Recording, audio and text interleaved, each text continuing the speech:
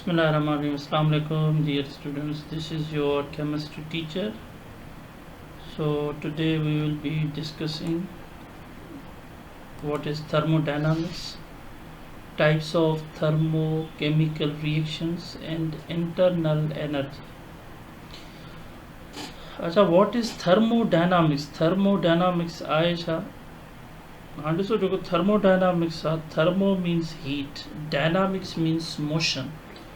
यानी चए थो the branch of science which deals with the interconversion of heat energy, यानी हीट एनर्जीअ जो जेको कन्वर्ट थियणु आहे, यानी ॿियनि मुख़्तलिफ़ फॉर्म्स में जेको इहे इंटर कन्वर्शन आहे and other forms of energies called thermodynamics. त उनखे असां छा में स्टडी कंदासीं? थर्मोडायनामिक्स. इहा छा आहे? ब्रांच ऑफ साइंस आहे जेका inter conversion of heat energy, यानी हिकु फॉर्म ऑफ एनर्जी जो ॿिए फॉर्म ऑफ एनर्जी में जेको कन्वर्ट थियणु आहे उनजी असां स्टडी शामिल कंदासीं थर्मोडायनामिक्स. हाणे चए थो या it is study of flow of heat, यानी जिते हीट जो ज़िक्र हूंदो उहो असां थर्मोडायनामिक्स में स्टडी कंदासीं. Or any other form of energy in to or out of the system, यानी कंहिं सिस्टम में इन थिए थी या आउट थिए थी as it undergoes a physical or chemical change. अच्छा, उन बाद में चए थो in thermodynamics we discuss all those problems which are related to the conversion of any other form of energy into heat energy. यानी thermodynamics में असां forms of energy discuss कंदासीं, यानी मुख़्तलिफ़ फॉर्म्स ऑफ एनर्जी जेके हीट में convert थियनि था उन्हनि जी असां स्टडी शामिल कंदासीं थर्मोडायनामिक्स में कंदासीं. हीट इंजन्स थी वियूं असांजे जेके हीट ते ऑपरेट थींदियूं आहिनि. आई इंजन छा आहे? Internal combustion engine. ॿी वरी external combustion engine are discussed in the field of thermodynamics. यानी जिते हीट जो ज़िक्र थींदो फॉर्म ऑफ एनर्जी उनखे असां छा चवंदासीं? थर्मोडायनामिक्स.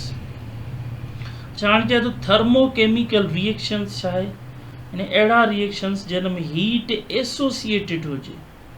चए थो न ऑल दोज केमिकल रिएक्शंस विच अकम्पनीड विथ मास चेंज. अहिड़ा रिएक्शन जंहिंमें मास चेंज अकम्पनी थिए एज वेल age energy R known age thermochemical reaction. अहिड़नि रिएक्शन खे असां छा चवंदासीं? Thermochemical reactions. अच्छा, हाणे टाइप्स ऑफ थर्मोकेमिकल रिएक्शन घणा आहिनि? ॿ आहिनि. There are two types of thermochemical reaction. हिकिड़ा असांजा एंडोथर्मिक रिएक्शंस थींदा आहिनि, ॿिया असांजा एक्ज़ोथर्मिक रिएक्शंस थींदा आहिनि.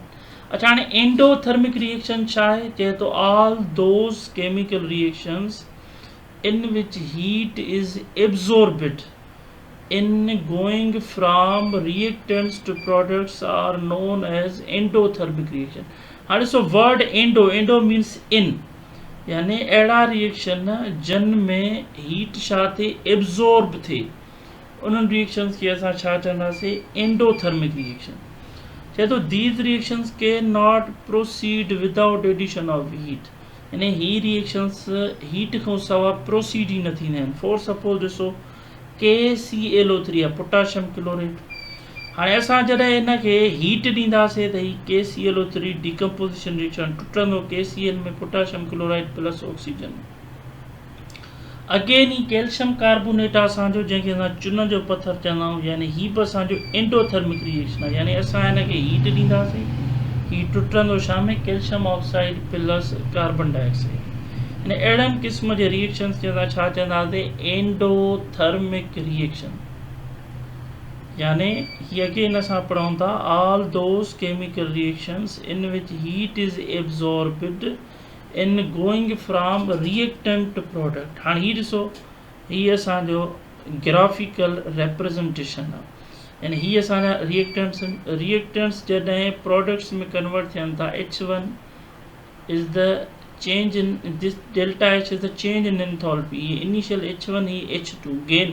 यानी हिते हीट एब्जॉर्ब थींदी त पोइ असांजा रिएक्टेंट्स छा में थींदा? प्रोडक्ट्स में कन्वर्ट थींदा. अच्छा, हाणे ॾिसो चवे थो एक्ज़ोथर्मिक रिएक्शंस छा खे चइबो आहे?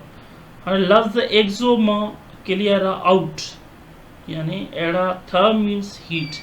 यानी अहिड़ा रिएक्शंस जिन में heat छा थिए release थिए, चए थो न all those chemical reactions in which heat is released in going from reactant to product are known as exothermic reaction.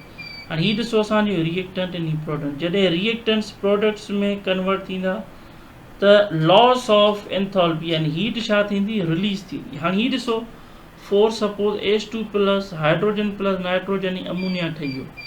हाणे फॉर्मेशन ऑफ अमोनिया थियो बाय हेबर प्रोसेस, त हीट छा थी असांजी रिलीज़ थी, यानी ही कहिड़े क़िस्म जो रिएक्शन असांजो एक्ज़ोथर्मिक रिएक्शन आहे. ही वरी असांजो SO2 सल्फर डाइऑक्साइड, इन खे जॾहिं असां ऑक्सीजन सां रिएक्शन कराईंदासीं सल्फर ट्राइऑक्साइड थियो, अने हिन रिएक्शन दौरान बि असांजी हीट छा थींदी रिलीज़ थींदी. अहिड़े क़िस्म जे रिएक्शन्स खे असां छा चवंदासीं एक्ज़ोथर्मिक रिएक्शन्स, यानी अहिड़ा रिएक्शन जंहिं में हीट छा थिए लॉस थिए. अच्छा, उनखां बाद चवे थो इंटरनल एनर्जी. छा के थो चए थो internal energy of a thermodynamic system is defined as the total energy possessed by the system. यानी जेका इंटरनल एनर्जी आहे कंहिं बि थर्मोडायनामिक्स में, इहा छा आहे टोटल एनर्जी कंहिं बि सिस्टम जी, यानी ॿियनि लफ़्ज़नि में it is numerically equal to the all microscopic kinetic energies and potential energies of all the atoms or molecules or ions present within a system. यानी it is a sum of all the energies, यानी kinetic energy, microscopic kinetic energies plus potential energy, उन्हनि जे सम खे असां छा चवंदासीं बाबा internal energy. चए थो internal energy of a thermodynamic system is a state function which strictly depends upon the initial and final status of a system. Internal energy छा ते depend करे इनिशियल ऐं फाइनल स्टेट्स ऑफ सिस्टम. चए थो the change in internal energy of system is the amount of energy exchange by system with its surroundings during a thermodynamic process, chemical or physical. यानी change in internal energy of system is equal to the difference between final internal energy, नी delta E छा आहे असांजी change in internal energy. इहा छाजे बराबरि आहे E2 final internal energy minus E1 is the initial internal energy. यानी कोई बि थर्मोडायनामिक सिस्टम आहे असां हुनजी इनिशियल इंटरनल एनर्जी छा हूंदी बाबा E1 हूंदी. वह जॾहिं असां हुनखे हीट कंदासीं, जॾहिं असां हुनखे हीट कंदासीं त हुनजी इंटरनल एनर्जी बि छा ईंदी चेंज ईंदी. हिन फाइनल हुनजी एनर्जी छा थी वेंदी E2 थी वेंदी. यानी असां E2 मां E1 कट कंदासीं त असांखे चेंज इन इंटरनल एनर्जी ख़बर पइजी वेंदी. This is the change in internal energy. हाणे चए थो in the light of first law of thermodynamics change in internal energy of a system is equal to the difference between the heat absorbed or released by the system and the work done. यानी हाणे ही ॾिसो delta E छा आहे change in internal energy. इहा छाजे बराबरि आहे net heat flowing through the system. Delta Q छा आहे net heat flowing through the system minus work done by the system. इहे छाजे बराबरि आहे बाबा डेल्टा ई सां बि असां डिनोट कंदा आहियूं इंटरनल एनर्जी खे, डेल्टा यू सां बि डिनोट कंदा आहियूं. अच्छा, हाणे ॾिसो चए थो internal energy of system depends upon temperature of system. If the temperature of system is constant then its internal energy will also be constant. यानी जेका इंटरनल एनर्जी आहे असांजी उहा छा ते डिपेंड करे बाबा टेम्परेचर ते डिपेंड करे. जेका टेम्परेचर कॉन्स्टेंट हूंदो असांजो आइसोथर्मल हूंदो. Isothermal, iso means same, thermal means temperature.